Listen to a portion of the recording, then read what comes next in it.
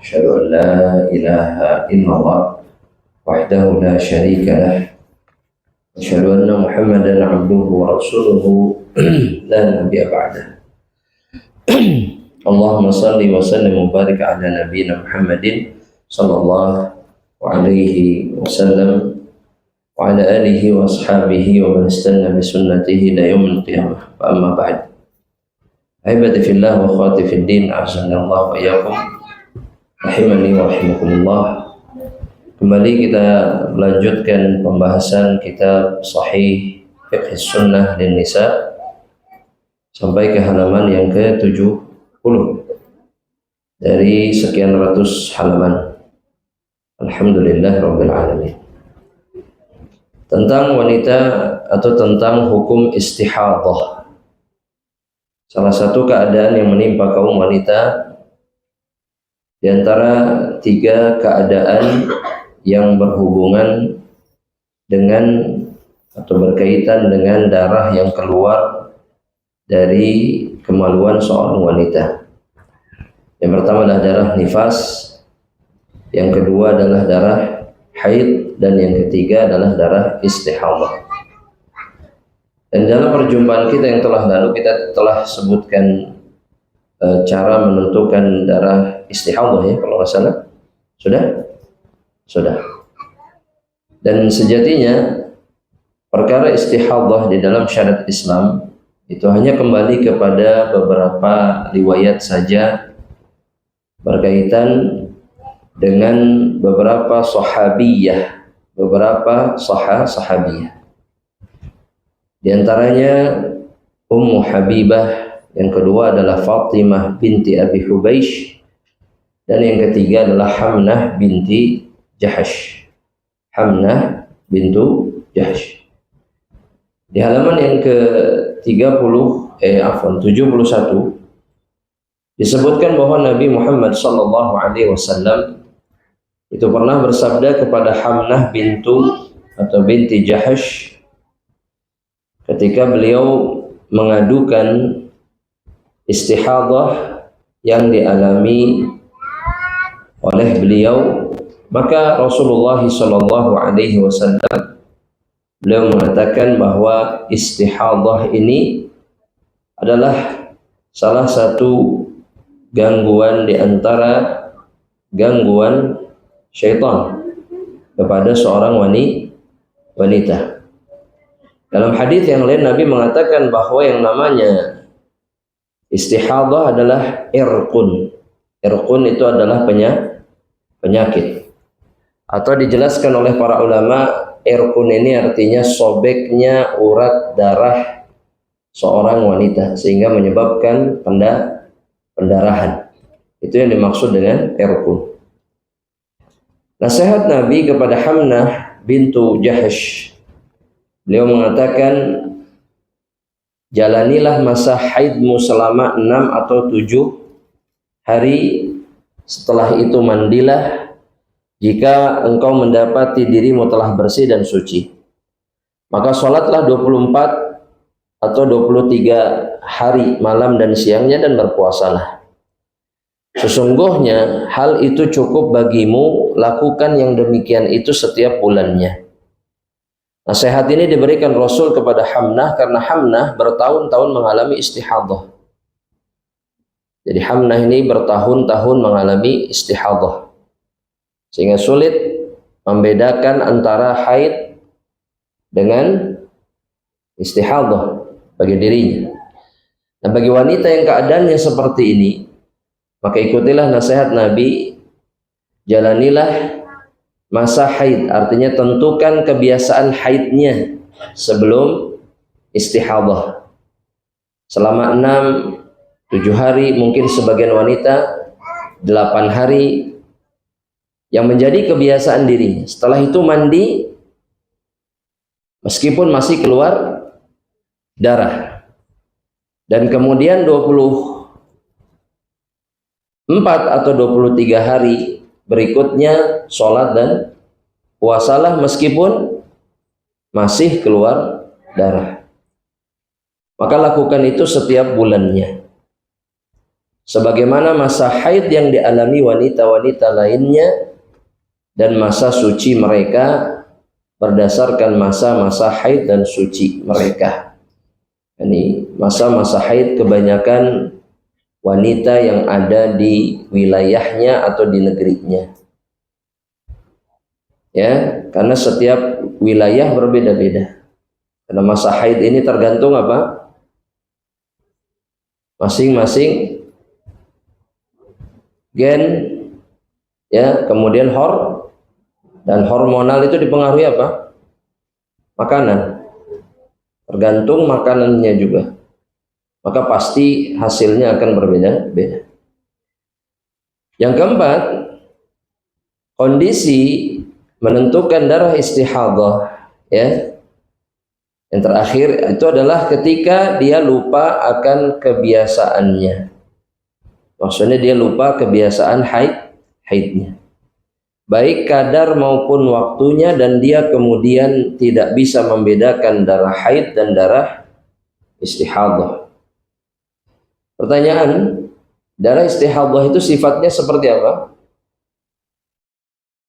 Darah istihadah itu sifatnya seperti apa? Seperti apa? Seperti darah segar biasa. Seperti darah, ya, yang keluar dari luka misalkan, ya, atau ketika tubuh diambil darah, misalkan darah segar, ya, merah segar, ya, baunya, kalau darah itu baunya apa? Amis, ya. Adapun darah haid baunya tidak sedap, artinya busuk, ya, dan yang semisalnya. Maka dalam kondisi seperti ini ada beberapa pendapat ulama. Pendapat yang paling mendekati kebenaran bahwa dia digolongkan sebagaimana wanita yang baru pertama kali haid, ya, yang baru pertama kali haid, ya, dan yakni yang tidak bisa membedakan darah haid dan darah istihadah, di mana hukumnya telah disebutkan sebelumnya. Kalau wanita baru pertama kali haid, bagaimana cara menentukannya? Itu ada di poin yang ketiga, ya, yang sebelumnya. Artinya dia belum pernah mengalami haid, tapi darah istihadah menimpanya. Maka wanita yang seperti ini sama kondisinya seperti wanita pada umumnya. Dia bertanya kepada wanita-wanita yang lain yang umumnya haid normal. Maka misalkan 6-7 hari, maka dia harus menunggu selama 6 atau 7 hari dan menganggap itu sebagai masa haid.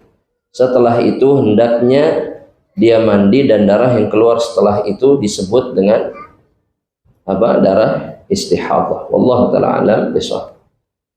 Asy-Syaikh kemudian berpindah kepada hukum-hukum wanita istihadah.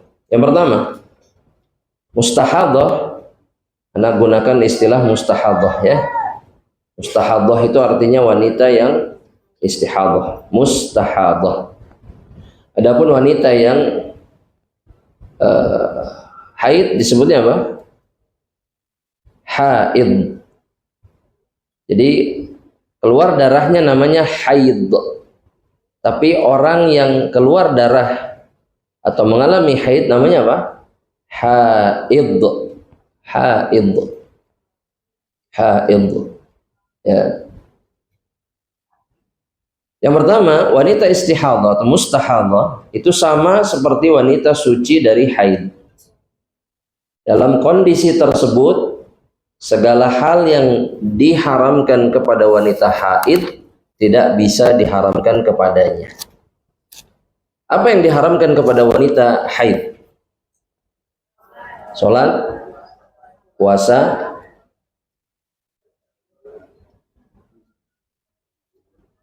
hubungan suami istri, terus apa lagi? Tawaf, tilawah atau memegang Al-Quran yang tidak boleh. Memegang, ya.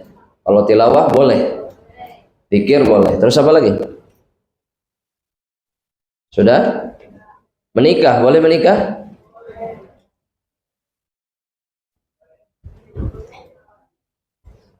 Boleh menikah? Boleh. Boleh menikah boleh. Tapi nanti bergaulnya setelah selesai itu. Wanita haid boleh menikah.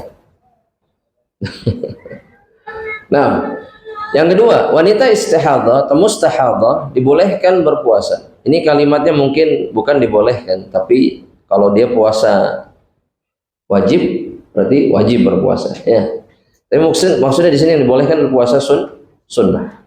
Ya. Kemudian sholat, pembacaan Quran, menyentuh mushaf. Kalau syekh penulis kita berpendapat menyentuh mushaf bagi wanita haid boleh.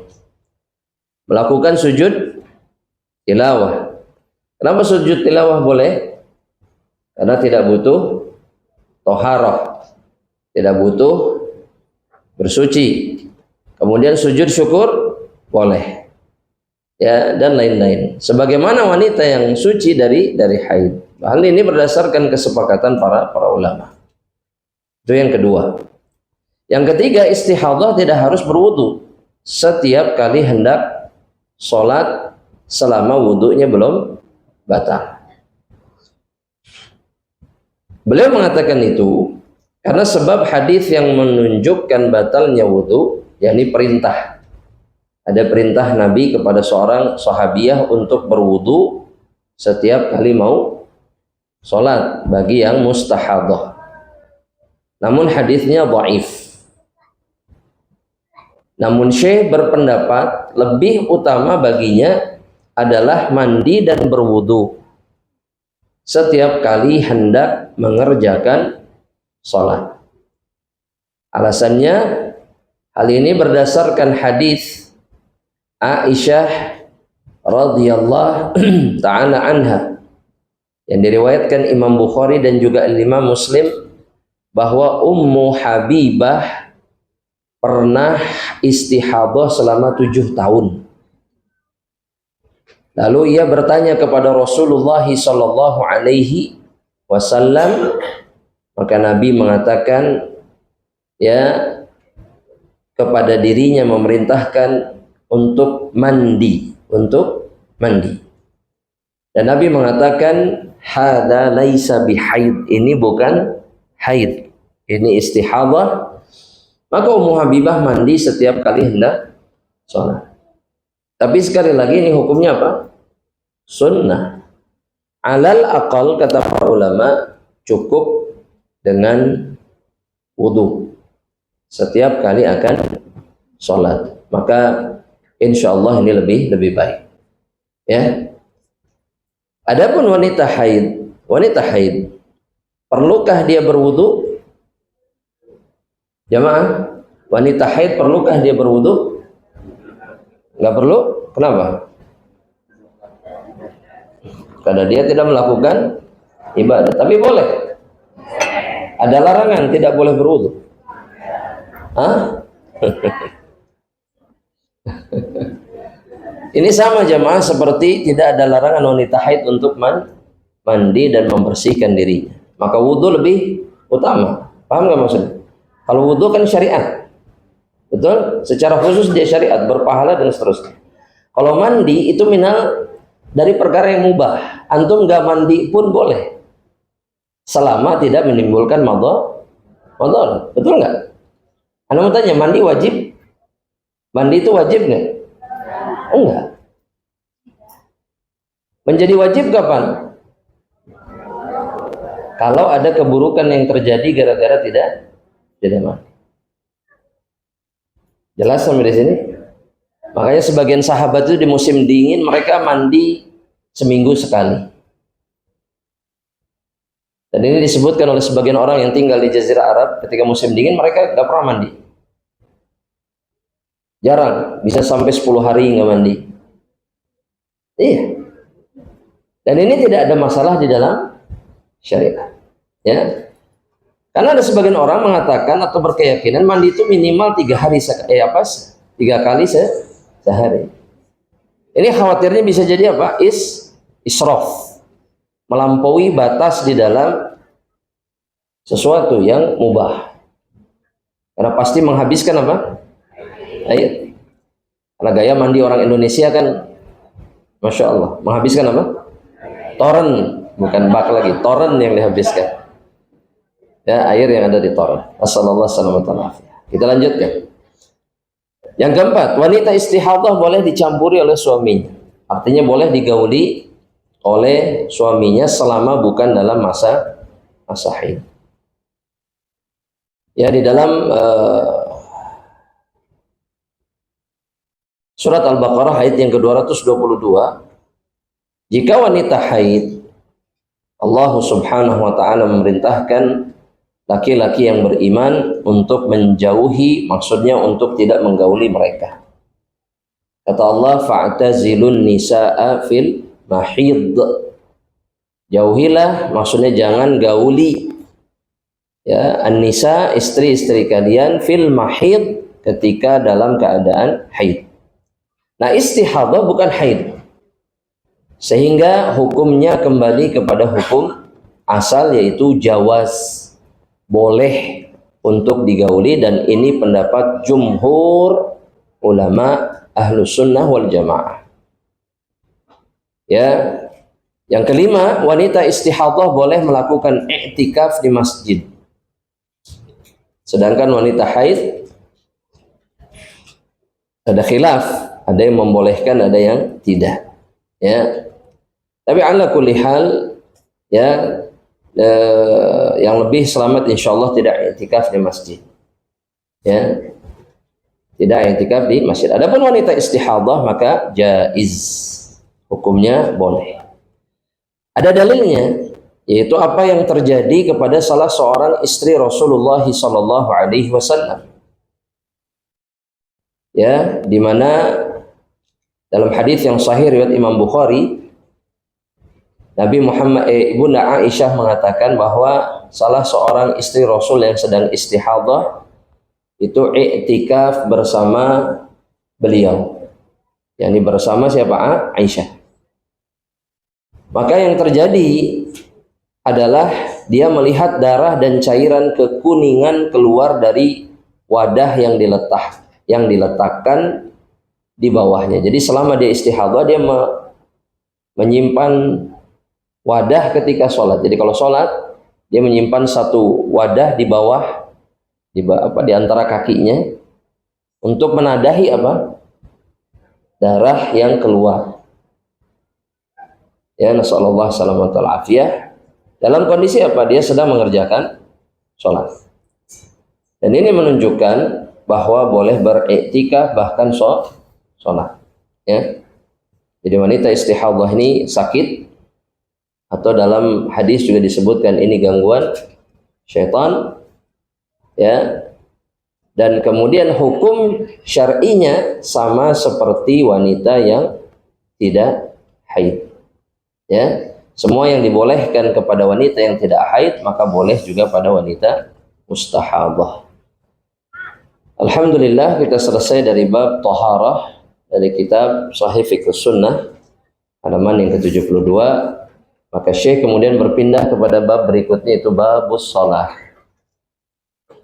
Halaman yang ke berapa? 75. Ya, 75. Karena dalam abwab fiqhiyah, dalam bab-bab fikih, semua ulama mengawali pembahasannya pasti dengan bab taharah. Karena bab taharah ini syarat sahnya ibadah, khususnya sholat. Sehingga seseorang yang tidak faham taharah, maka dia tidak akan pernah sempurna ibadahnya, baik laki-laki ataupun perempuan. Semua itu semata-mata untuk menjalankan kewajiban yang paling wajib, yaitu as-shalah. Ya, dalam satu hadis dari Rasulullah sallallahu alaihi wasallam, diriwayatkan Imam Muslim atau yang lainnya, Nabi Muhammad SAW di akhir hayatnya mengatakan as-salatus salah atau as-salatas salata wa ma malakat aymanukum. Ya, hendaknya kalian menjaga salat, hendaknya kalian menjaga salat, wa ma malakat aymanukum, dan seluruh orang yang kalian miliki atau yang kalian kuasai. Maksudnya budak. Perlakukan mereka perlakukan mereka dengan sebaik mungkin. Itu wasiat Nabi di akhir hayatnya. As-salat as-salah. Ya, hendaknya kalian menjaga salat, hendaknya kalian menjaga salat. Karena memang tidak ada yang lebih penting dari ibadah fardiyah yang fardu dan juga ibadah fardiyah, ibadah sendiri, ibadah personal yang lebih wajib daripada sholat. Betul? Betul? Ibu-ibu betul? Baik, saya mau tanya sekarang. Apa dalilnya bahwa sholat itu wajib?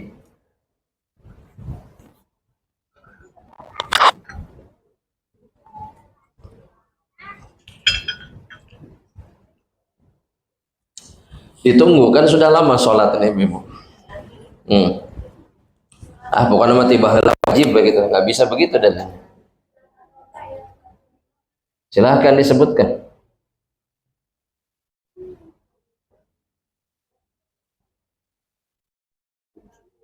Nyesok dibaca. Taubah 45. Ayo dibaca, apa dalilnya? Sok dibaca.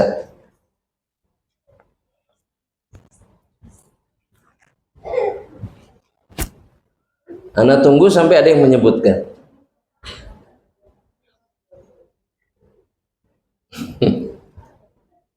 Ayo.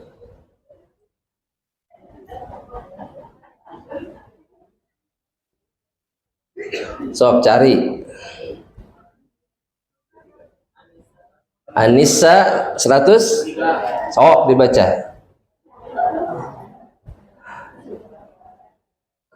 Tadi sudah At-Taubah 45. An-Nisa 103 ya nah. Sok.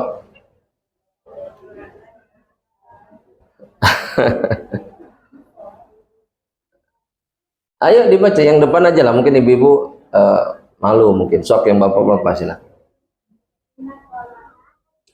Itu yang An-Nisa. Betul? Inna sholata kanat 'alal mu'minina kitaban mauquta. Apa artinya?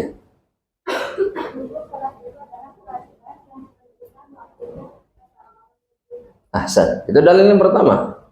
Masa kita sholat 40 tahun nggak tahu dalilnya wajibnya sholat? Ya. Itu satu. Jadi jangan dilupakan. An-Nisa ayat 103. Yang kedua, tadi At-Taubah ayat 45 belum ada yang menyebutkan satu orang pun.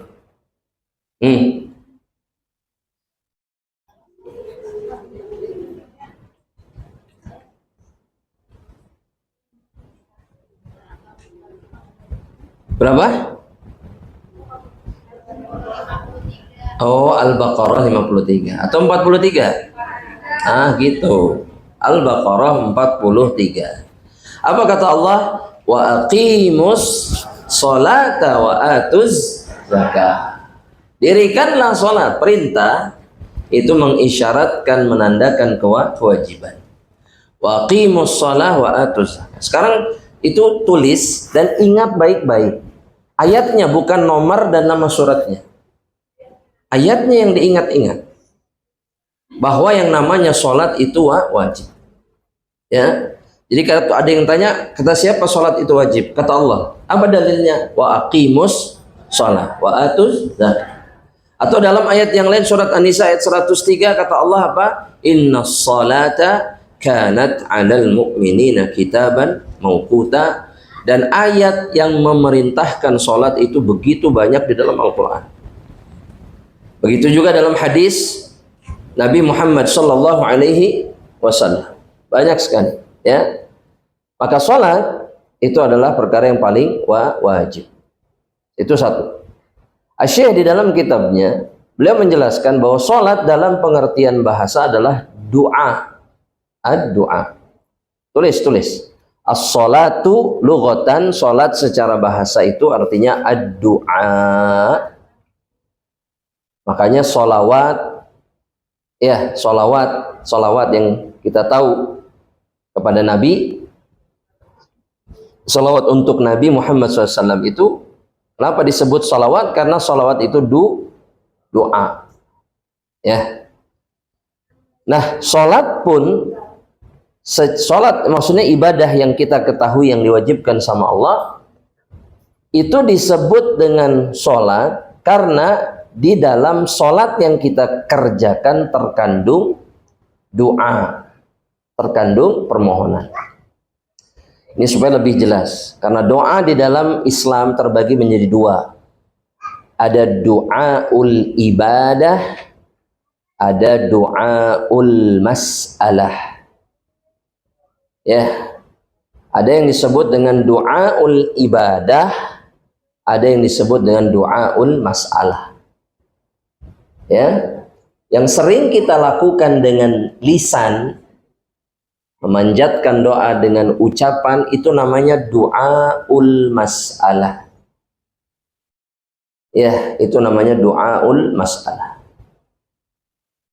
Adapun doaul ibadah adalah doa yang terkandung dalam ibadah-ibadah jawarih, ibadah-ibadah anggota tubuh yang kita kerjakan. Anda mau tanya ini supaya gambarannya sempurna yang ada di benak kita. Ya, tujuan kita sholat untuk apa? Apa tujuan dari sholat? Selain jelas menjalankan ketaatan, kewajiban, tapi tujuan lainnya apa? Kenapa sholat? Ada yang diinginkan tidak? Apa yang diinginkan? Surga, selamat dari neraka, betul? Nah, itu namanya doa. Dengan sholat kita sedang memohon kepada Allah agar apa? Masuk surga dan terbebas dari neraka. Itu yang dimaksud dengan doaul ibadah. Itu yang dimaksud dengan doaul ibadah. Kalau antum ditanya misalkan kenapa puasa? Selain kewajiban, sudah itu nggak usah dibahas. Apa yang dikejar dengan puasa? Dari Allah, mendapatkan pahala tanpa batas. Nah, itu namanya doaul ibadah. Jelas ya? Nah, sholat secara khusus disebut dengan sholat, maksudnya yang kita kerjakan ini, karena di dalamnya penuh dengan permohonan kepada Allah, baik secara doaul ibadah ataupun dengan doaul masalah. Karena dalam sholat kita boleh minta nggak sama Allah? Dengan permohonan boleh? Boleh. Dia menggabungkan dua jenis doa sekaligus. Makanya disebut as-salah. Ya, maka disebut dengan apa? As-salah. Anda bertanya, memang sering berdoa kalau lagi sholat? Di dalam sholat maksud saya. Sering, kapan doanya? Sujud, terus? Sebelum salam, terus? Sesudah sholat. Iya. Ini kok sesudah sholat yang jawab sedikit. Nanti kita bahas. Ada pembahasannya nanti. Tenang aja. Meskipun sebagian ulama ada yang membolehkan untuk sholat setelah, untuk doa setelah, secara khusus sholat fardu maksud saya. Ya, ada yang membolehkan. Tapi itu nantilah pembahasan. InsyaAllah ta'ala. Tapi yang penting kita tahu bahwa sholat yang kita kerjakan itu adalah doa. Ya, permohonan dengan ibadah jawarih, dengan ibadah anggota tubuh. Nah, kata Syekh, ya, ukhtil mu'minah, saudariku yang beriman, sholat adalah rukun Islam yang kedua. Dan ini menunjukkan apa? Pentingnya dan kedudukan sholat di dalam Islam. Karena dia terletak setelah syahadatain. Melaksanakan tepat pada waktunya adalah amalan yang terbaik. Tulis di catatannya. Dalam hadis sahih riwayat Al-Imam Al-Bukhari, Nabi Muhammad mengatakan ketika ditanya ayyul a'mali ahabbu ilallah, amalan apa yang paling dicintai sama Allah? Maka jawaban pertama Nabi adalah as-salatu liwaqtiha. sholat tepat pada waktunya. Ya, itu yang pertama. Yang kedua apa? Al-jihadu fi sabilillah. Yang ketiga apa? Birrul walidain. Berbakti kepada kedua orang tua. Ya, ini amalan yang paling dicintai sama Allah. Kemudian kata beliau, meremehkannya mendatangkan murka Allah. Meremehkan sholat mendatangkan murka Allah yang maha pemurah dan memelihara sholat, mewariskan keberuntungan dan kemenangan di surga Allah subhanahu wa ta'ala nanti. Ya, orang muslim sudah tidak pantas dia tidak tahu keutamaan sholat yang dia kerjakan. Kalau ditanya sekarang siap jawab? Apa saja keutamaan sholat wajib yang dikerjakan? Siap? Saya tahu, gak boleh jawabnya begini. Gak boleh jawabannya surga. Benar, tapi pasti semua jawabannya itu. Keutamaannya masuk surga. Padahal keutamaannya nggak hanya itu. Banyak keutamaannya. So, siapa yang siap jawab? Dapat hadiah kata pada Rasulullah. Dapat hadiah. Nah, dapat hadiah tadi apa? Dari mana? Yellow X-Store. Ini favorit ibu-ibu apa? Panci. Masya Allah. Panci stainless lagi. Masya. Tahan banting. Spesifik. Nah, ayo, siapa yang bisa jawab? Selain masuk surga. Ahsan. Gitu, subhanallah. Ya, dalam Masya Allah. Satu-satu ya. Inna sholata tanha anil fahsya'i wal munkar. Sholat mencegah dari perbuatan keji dan munkar. Yang ketiga tadi seperti yang disebutkan oleh ibu tadi, bahwa sholat itu yang pertama kali dihisab, betul, itu betul. Cuman yang menjadi keutamaannya adalah yang dikatakan Nabi setelah itu. Awwalu ma yuhasabu bihil abdu min amalihi sholatuhu.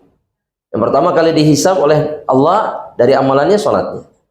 Nabi bilang apa? In kanat sholatuhu khair, kalaulah sholatnya baik, maka seluruh amalannya pasti baik. Kalau sholatnya rusak, maka sisa amalannya yang lain juga rusak. Sholat itu tolak ukur amal saleh. Ya, antum kalau pengen lihat antum baik atau tidak amalannya, lihat sholat. Sholatnya baik apa enggak? Terus apa lagi? Mencegah dari siksa kubur. Karena nanti di kuburan itu, sholat, sodakoh, puasa akan menjaga seseorang dari segala penjuru yang menghalangi azab kubur yang menghampiri dirinya.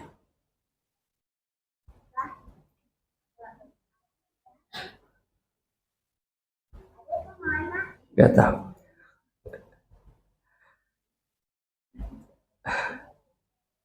Kemudian sholat menghapuskan dosa tidak? Menghapuskan dosa. Kata Nabi dalam hadis yang sahih, shalawatul khams, sholat 5 waktu. Ya, sholat yang 5 waktu. Kata Nabi Muhammad SAW, kamathali nahrin jarin, itu seperti sungai yang mengalir fi babi ahadikum, di depan pintu salah seorang dari kalian. Yaghtasilu minhu kulla yaumin khamsa marrat, di mana dia membersihkan badannya dari kotoran setiap hari 5 kali. Itu permisalan sholat 5 waktu. Waduh, itu kabur. Oh ya, alas. Baik, kita lanjutkan. Sampai mana lagi? Kemudian sholat itu cahaya bagi seseorang fid dunya wal akhirah. Dalam hadis sahih riwayatkan Imam Muslim, kata Nabi, as-salatu nurun. Salat itu, Anda mau tanya nanti ketika di akhirat, dari mana kita tahu jalan menuju surga?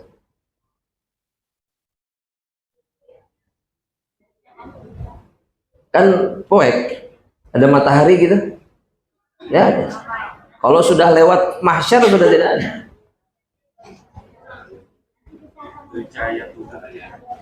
Cahaya yang keluar dari tubuh kita. Dan nanti ada orang yang cahayanya, kata Nabi, ketika lewat sirat itu cuman ada di ujung jari kakinya, kelap kelip, kadang nyala kadang mati. Subhanallah, permisalannya begitu. Dia kelap kelip di ujung jarinya kaki sehingga dia tahu kemana harus melangkah, tapi kelap kelip. Berarti dia masih beriman tidak? Masih. Cuman mungkin banyak dosanya, tapi karena ibadahnya dia berhak mendapatkan cahaya, dan yang mendatangkan cahaya salah satunya apa? Sholat. Ya, yang terakhir lah, sebetulnya masih banyak. Di sini mau sendiri di antara keutamaan sholat itu adalah sholat yang menyebabkan seseorang bisa membersamai Rasulullah SAW di dalam surga. Ya, karena itu yang dikatakan oleh Nabi Muhammad sallallahu alaihi wasallam kepada sahabatnya, lebih tepat ya sahabat sekaligus pembantu beliau, Rabi'ah ibnu Ka'ab al-Aslami. Ketika Rabi'ah ditanya sama Nabi, sal, mintalah sesuatu, disuruh minta sama Nabi. Sok, mau minta apa? Maka Rabi'ah mengatakan, faqultu as'aluka murafaqataka fil jannah. Saya meminta agar bisa menemani dirimu di dalam surga. Bisa bersama-sama dirimu bareng-bareng. Berarti di mana? Di Firdausul A'la, bukan hanya di surga, di tempat yang paling tinggi. Maka jawaban Nabi, fa'inni ala nafsika bikathratis sujud. Maka bantulah aku untuk bisa mewujudkan keinginanmu dengan memperbanyak sholat. Maka tidak akan pernah merugi mereka-mereka yang memperbanyak sholat di dalam hidup mereka. Ya, kalau antum bandingkan antara puasa sunnah dengan sholat, maka lebih baik sholat. Ya, lebih baik sholat, karena sholat kedudukannya lebih tinggi atau lebih rendah? Lebih tinggi di sisi Allah SWT.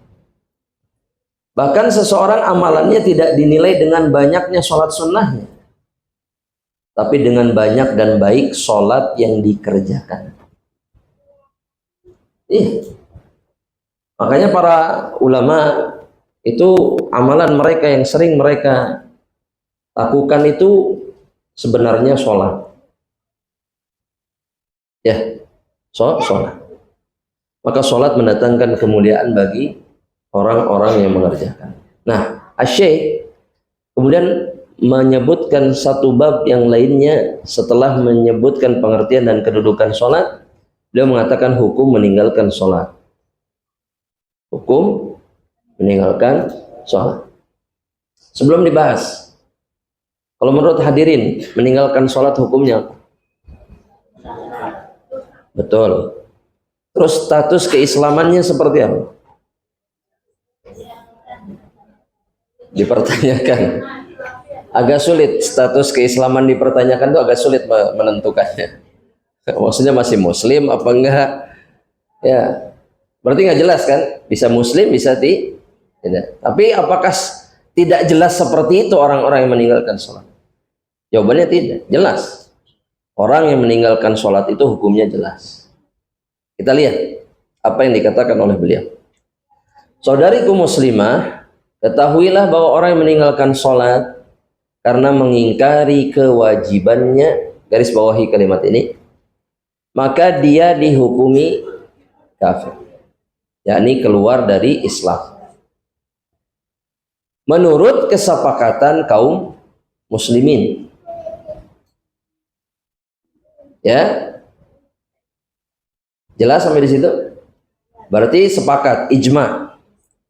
Adapun orang yang meninggalkan sholat karena meremehkan, ya nggak penting, sholat mah nggak penting. Atau misalkan malas, dan ini mungkin yang paling banyak, koream, capek, ya. Terus apa lagi biasanya alasannya? Sibuk. Terus apa lagi? Ngantuk. Terus apa lagi? Hah? Nah, apa lagi selain itu alasan yang biasa terjadi? Tanggung apa? Sehingga gak sholat. Ya, beraktivitas dan seterusnya. Maka ini pun, meskipun dia tidak mengingkari kewajibannya, dia pun dihukumi kafir. Tulis. Tetap dihukumi kafir. Tulis saja dulu. Nanti kalau ada pendapat yang lain kita bahas. Menurut Imam Ahmad dan banyak ulama yang mengatakan dia pun tetap dihukumi kafir. Alasannya berdasarkan zahir sabda Rasulullah sallallahu alaihi wasallam. Maksudnya sabda Nabi yang jelas. Zahirnya bahwa Nabi bersabda dalam hadis sahih riwayat Imam Muslim dan yang lainnya, kata Nabi Muhammad SAW, inna bainar rajuli wa bainasyirki wal kufri tarkus sholah. Pembeda antara seorang muslim dengan kemusyrikan dan kekafiran itu adalah meninggalkan sholat. Kalau orang musyrik dan kafir itu tidak sholat, kalau muslim sholat. Itu yang membedakan. Ciri yang sangat jelas kelihatan gitu. Bedanya orang kafir sama yang muslim. Itu adalah di dalam meninggalkan sholat. Orang muslim, orang musyrik tidak sholat. Adapun orang mukmin dia sholat. Itu satu. Yang kedua, diriwayatkan oleh Imam An-Nasai dengan sanad yang sahih juga. Nabi mengatakan al-ahdul ladzi bainana wa bainahumus shalah. Faman tarakaha faqad kafar. Perjanjian al-ahad itu diterjemahkan perjanjian. Tapi di sini maksudnya adalah pembeda, pemisah.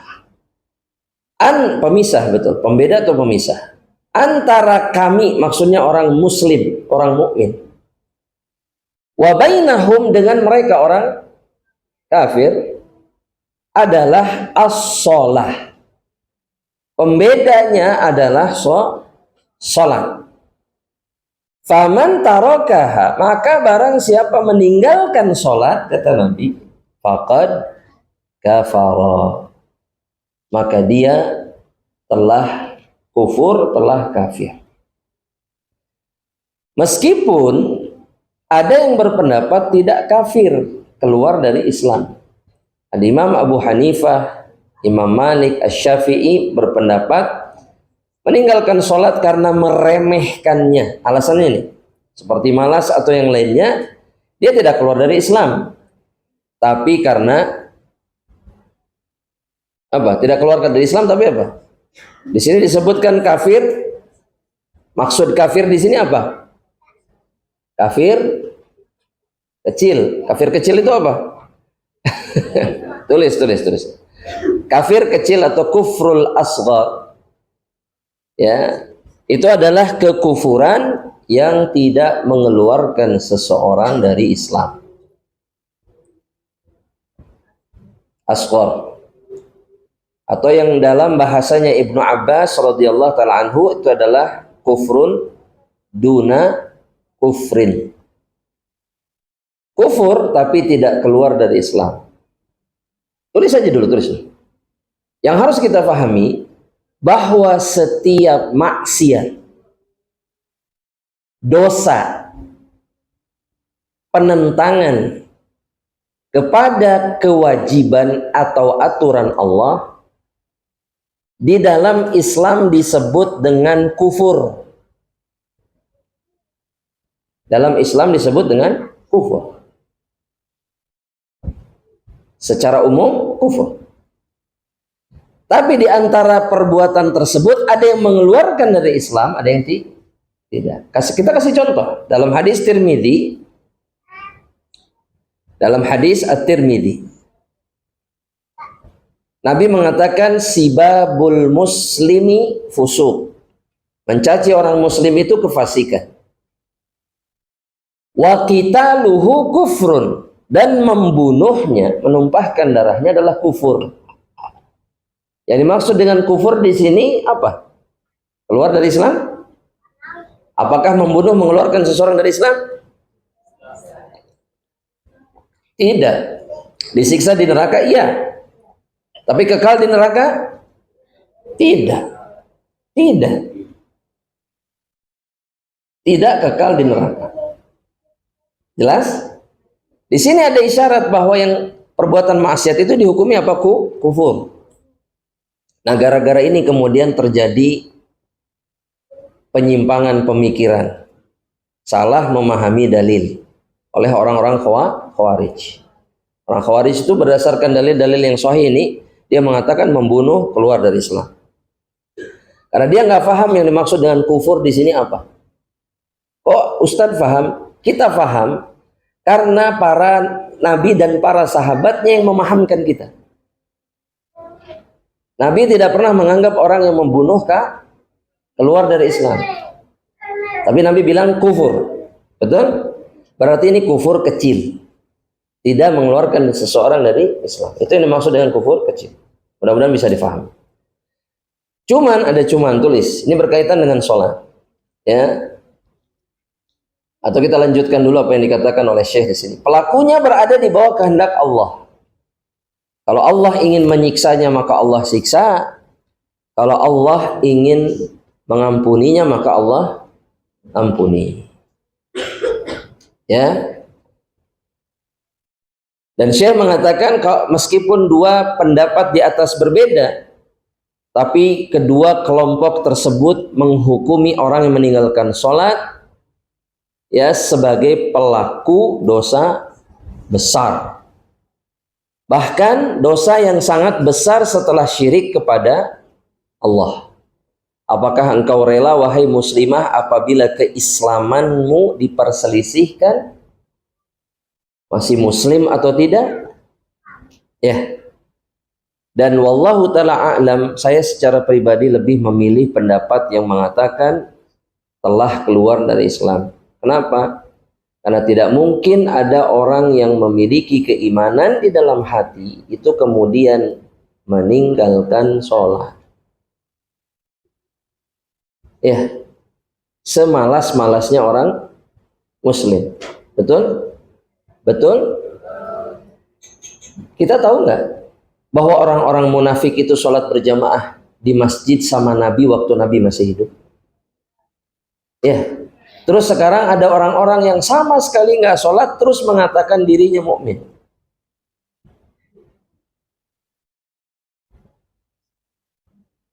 Hah? Gimana bisa mengatakan dirinya mukmin? Sedangkan munafik saja, kan munafik yang hidup di zaman Nabi kan i'tiqadi. Munafik yang dihukumi kafir keluar dari Islam.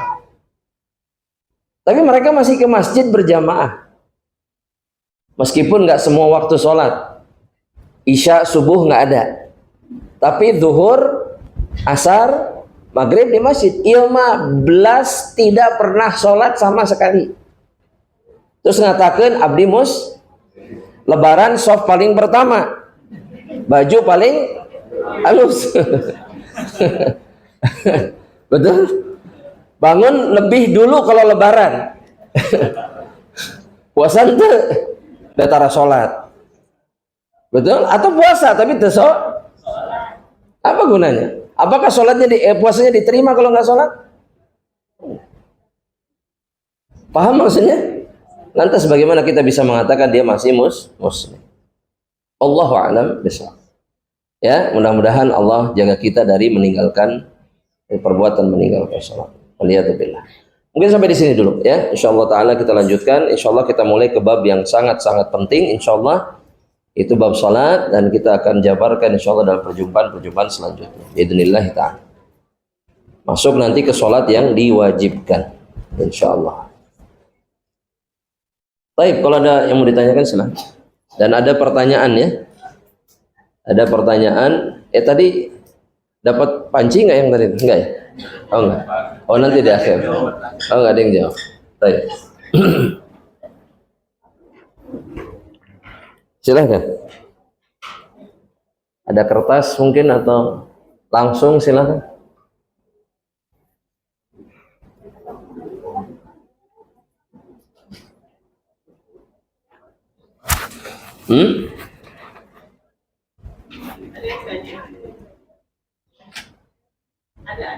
Silahkan, silahkan.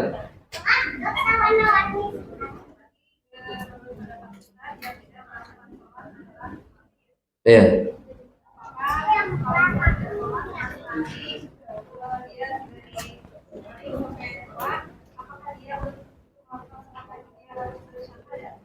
Nah, baik. Jika seseorang itu muslim, dilahirkan sebagai seorang muslim, maka yang dikatakan oleh para ulama cukup bagi dirinya untuk bertaubat saja dan kembali melaksanakan kewajiban. Tidak perlu mengulang syahadat. Meskipun jika mengulangnya lagi juga saya condong tidak ada masalah. Tapi jika dia tidak mengulang, jika dia tidak mengulang, dia bertobat kembali mengerjakan kewajibannya, maka itu sudah cukup kata para ulama. Sudah cukup. Jadi kuncinya mengerjakan sholat lagi dan tidak pernah meninggalkan. Itu satu. Yang kedua, kemudian tidak ada kewajiban mengqadha sholat yang sudah ditinggalkannya selama bertahun-tahun. Ya, taubat sudah mencukupi hal tersebut. Allah menghapuskan dosa-dosa dan beban kewajiban yang sudah dia lewatkan sebelumnya. Mudah-mudahan jelas insyaallah ta'ala.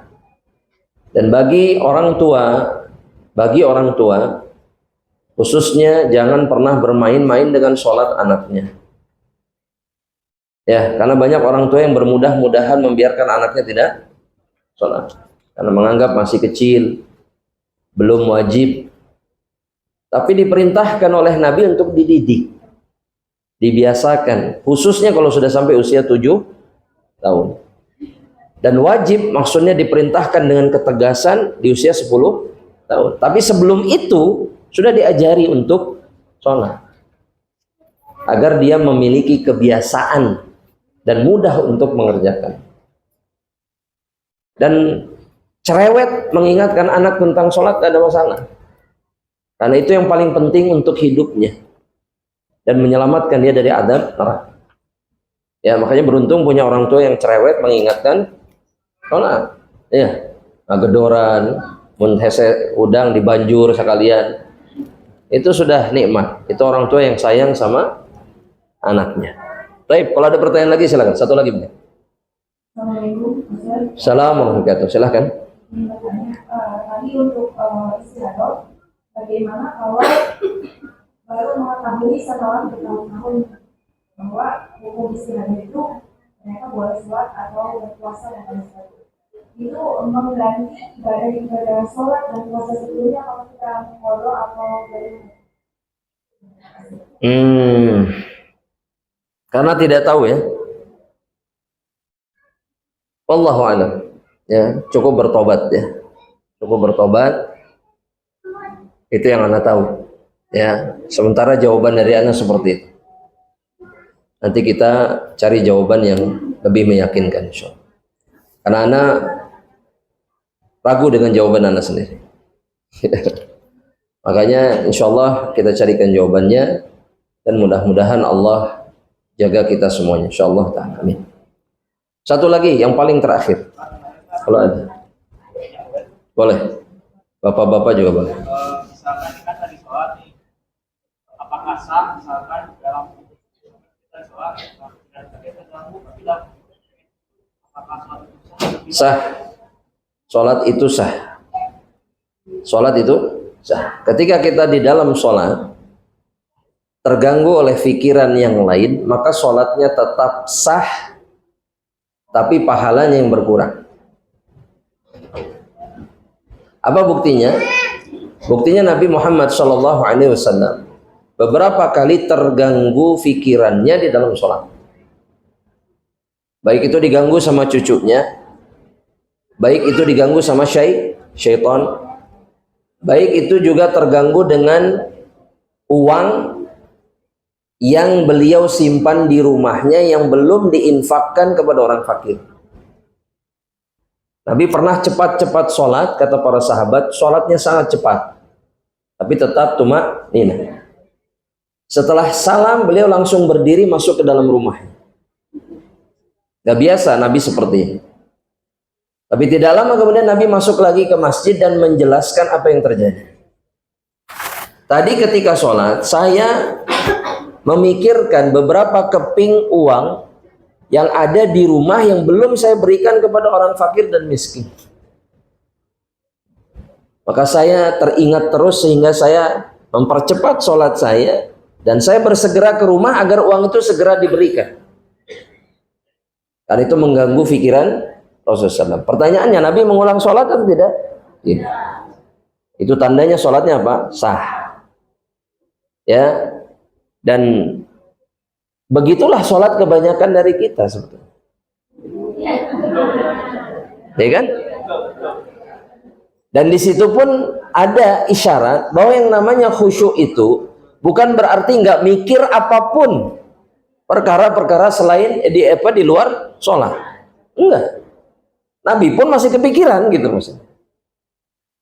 Maka seseorang tidak boleh juga berlebihan mengatakan kalau khusyuk mah eta nepi-nepi di sajadah teh aya Ka'bah katingali Ka'bah. Betul enggak? Nepi ka aya tulisan Allahna tah kitu eta khusyuk pisan. Itu enggak ada dalam Islam. Ya. Apalagi Nabi SAW itu juga punya pandangan di belakang kepalanya. Sehingga Nabi dalam sholat bisa melihat semua sahabatnya. Iya. Jadi Nabi itu meskipun nggak ada fisiknya, mata di belakang, tapi Nabi itu pandangan matanya juga bisa dari belakang kepalanya. Jadi bisa lihat orang dari belakang kepalanya. Itu diantara mukjizat Nabi. Dan para sahabat itu kelihatan. Makanya berapa kali juga Nabi sering menegur, siapa yang tadi begini dan begitu. Karena kelihatan sama Nabi Muhammad SAW. Jelas ya. Jadi itu tandanya bahwa Nabi pun sholatnya seperti itu. Jadi khusyuk itu bukan berarti lost, nggak ingat apa-apa, itu nggak mungkin.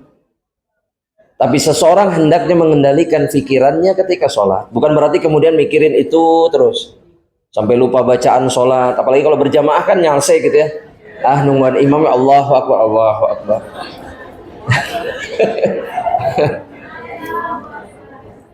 Dulu ada dosen saya itu cerita begini. Dosen saya beliau dari Saudi, beliau bilang begini. Di kampungnya itu ada satu orang yang sudah sepuh sekali. Beliau itu ahlul masjid, sering ke masjid. Tapi begini, satu kejadian, satu ketika selesai sholat dia tiba-tiba berdiri dan mengatakan kepada imam, kita sholat kurang 1 rakaat. Kata beliau, bingung semua semasjid, imamnya bingung, jamaah yang lain. Padahal mantep, sempurna 4 rakaat. Kekeh enggak kurang 1 rakaat, kurang 1. Otot dia. Kok kamu bisa yakin kurang 1 rakaat, dia tanya. Karena biasanya kalau sholat 4 rakaat itu, dia itu ngelamun. Jadi dimikirin sesuatu. Nah ini maksudnya cerita dalam lamunannya belum selesai, kok udah selesai sholatnya. Berarti kurang ya cerita. Biasanya mah pas. Itu kejadian nyata itu. Biasanya pas. Oh langsung, oh iya betul. Ya mah khusyuk ya mah. Ya, nah nggak boleh seperti itu. saking antengnya dengan pikirannya di dalam sholat. Maka yang seperti ini tidak dianggap sholat. Yang seperti ini, karena orang itu kemudian disuruh mengulangi sholat. Ya, ini tidak dianggap sholat. Tapi kalau masih kepikiran sholat, bacaan sholat, tapi ada muncul pikiran hutang, kompor Candi Parema, budak ceri, aduh ya budak ceri ganggu, aduh. Tapi masih tetap ada fokus kepada sholatnya, maka ini sholat yang sah. Insyaallah ta'ala. Mudah-mudahan bermanfaat, Bapak Ibu sekalian rahmatullah Allah. Mudah-mudahan Allah berkahi waktu kita yang singkat ini sebagai ikhtiar kita untuk mendekat kepada surga Allah dan penyebab diampuni dosa-dosa kita oleh Allah Subhanahu wa taala. Amin. Kita akhiri dengan doa kafaratul majelis. Subhanakallahumma bihamdika. Oh, pertanyaan ya terakhir. Bentar. Panci ini penting, panci. Ya, pertanyaan terakhir. Saya seperti biasa minta satu orang yang mau bersedia menjawab saja. Silahkan. Siapa? Ibu langsung. Sudah. Ya, langsung sudah ya. Yang lain sudah. Maka yang bilang saya tadi itu beliaulah yang menjawab. Pertanyaannya sederhana. Sebutkan arti kata sholat secara bahasa. Aduh, diberi kunci jawaban nih kok. Artinya apa, Bu? Ibu. Yaitu doa. Masya Allah. Jawabannya betul sekali, Masya Allah. Ada lagi Ustaz, silakan. Takutnya kurang. Enggak.